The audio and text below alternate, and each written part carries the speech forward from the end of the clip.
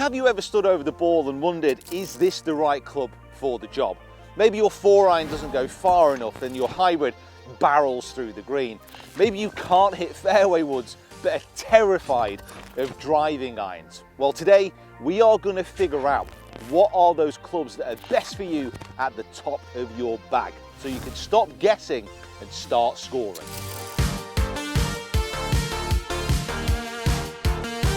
So firstly, imagine that you're on a golf course and you've come to a particular long shot that gives you trouble. Maybe it's a long par 3, a tricky second into a par 4, or even an approach into a par 5. Imagine having that dream club that would solve those issues. Well, that is what this video is all about. At the top end of the bag, things can start to get a little tricky because we're talking about clubs that can overlap in distance but actually perform very differently.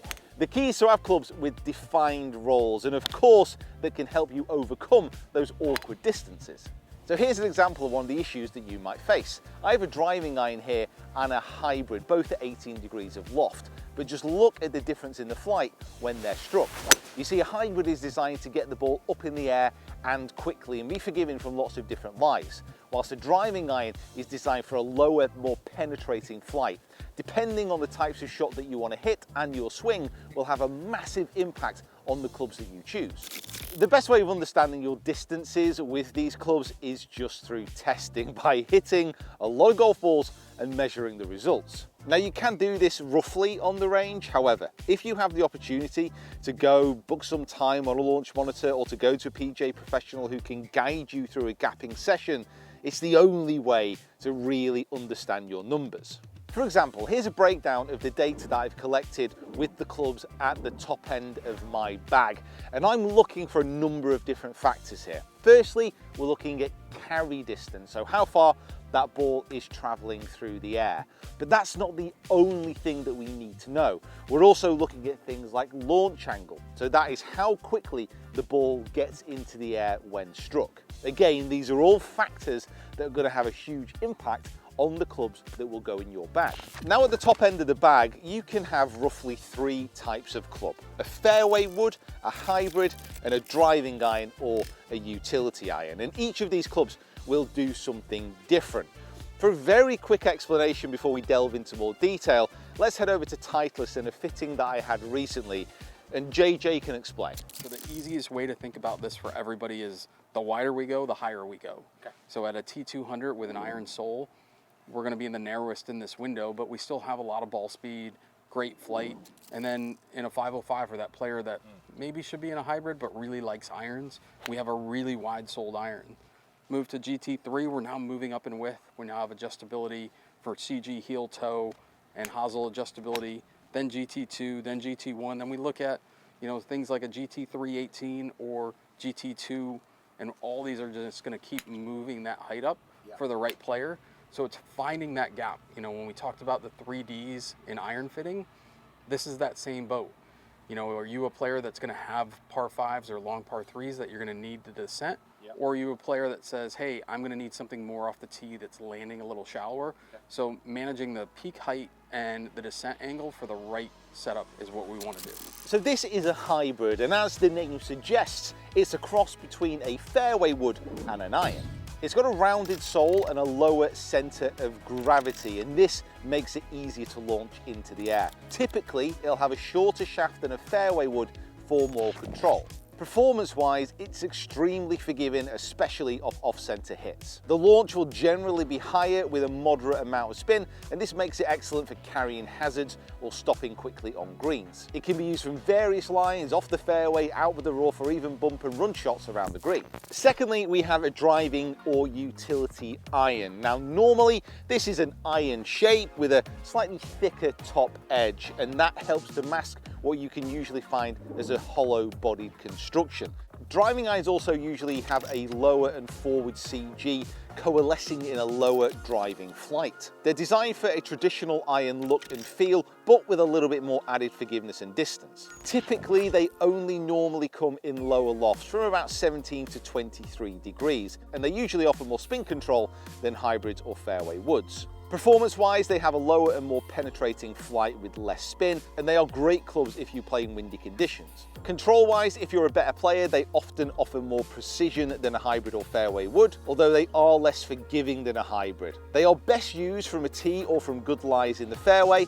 They're not going to be great in deep rough. And lastly, Fairway Woods. Now, these clubs have a much wider sole. They also have longer shafts than hybrids or irons, so you can generate more speed. Now, this can make them harder to control, but they are designed to get the maximum amount of distance from their loft. Often they have a low CG, which encourages a higher launch. Now, these are clubs which can often be used from the tees, but also for reaching par 5s in 2 or on long par 4s. It's a great alternative to a driver. They will also usually launch the ball really high, making it ideal for long carries. Because of the big wide sole, they're forgiving off all lies, including out of rough. Now, the only fairway wood that I carry is in 15 degrees. Now, that is a 3 wood. But if you struggle with longer clubs, especially longer irons, I highly recommend that you would try a 7 wood or a 9 wood. They are absolute miracle clubs. Please, please try a 7 wood or a 9 wood. Or not. It's completely up to you. But try one. So which type of club is going to be right for you? First of all, the driving iron. If you play a golf course that has very windy conditions, or that's where you play most of your golf, then a driving iron is going to be a great choice, because it really does give you the option of hitting a low shot. Shall I try and hit a low shot? I'll try and hit a low shot, okay. Onto the tower, a little stinger. Oh, it's gone low, come left. But it also does give you the option of teeing it a little bit higher, hitting a normal shot to try and get a higher flight. Oh, that is pure. But both of those swings I had to adapt. Now, I'm a professional golfer. I can change things within my swing, not easily, but to a better standard than a lot of golfers out there. I would say that if you're going to have a driving iron, a utility iron, you need to be a decent ball striker. You have to be able to maneuver the golf ball. You have to be able to adapt the swing. Also, the driving iron does have issues. Oh, God, that is... I take it all back. Everyone get a driving iron. Everyone just get one. Off the tee, hitting those shots, this is great. It's the best club in the world. However, if I was to go in the rough and try and hit this club out of it, I may be facing a few more issues. That's where a fairway wood or a hybrid is just going to be such a better option for the vast majority of golfers. So if you're looking for a tool which is great off the tee and off fairways to go into long par 5s, for example, and you're a good ball striker, then why not? It could be a really good option. If you're not confident with your ball striking, you're probably going to be better with a hybrid or a 3-wood. Hybrids traditionally are not favoured by better players. There's always a fear that they might go off to the left-hand side, but I actually think modern hybrids alleviate that issue, and I am a massive fan. I think this is the club that can span so many different handicap categories and so many different types of golfer. Now, off a tee shot like this, it isn't going to be as adaptable as the driving iron, but it is still a really good option. One.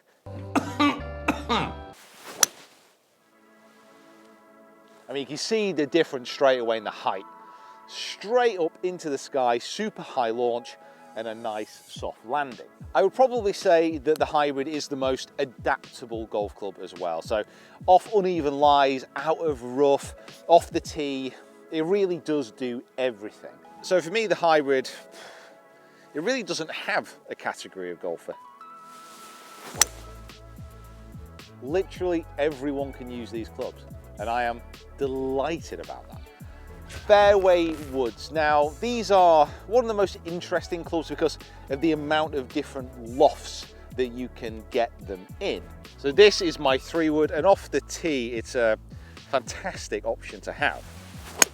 But it is a very strong and powerful golf club. The amount of times that I'll use this to go into par 5s is probably going to be lower than it would be with my hybrid. Fairway woods are also really adaptable, so out of thick rough you can still use them to advance the ball forward. So if you're a golfer, a higher handicap who struggles getting the ball in the air but then has to play loads of different shots from around the golf course, fairway woods are potentially one of the more adaptable clubs because of the width of the sole.